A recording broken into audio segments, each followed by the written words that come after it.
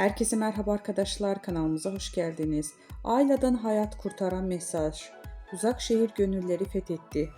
Kanal D'nin rekormen dizisi Uzak Şehir kendi gündemini yaratırken bir yandan da sosyal sorumlulukların mesajlarıyla hayata dokunuyorlar.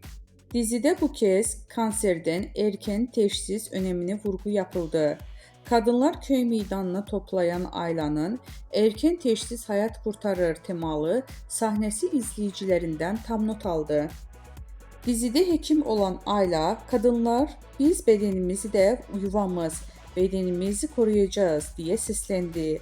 Bir ağrı hissederseniz, bir kitle elinize gelirse veya vücudunuzda bir değişiklik fark ederseniz mutlaka doktora başvurun.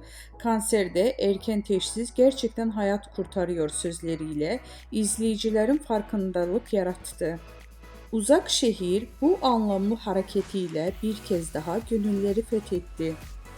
Sanal medyada geniş yankı bulunan sahne için ülkenin yarısı izlediği dizide böyle sahnelerin yazılması çok kıymetli yorumlar yapıldı.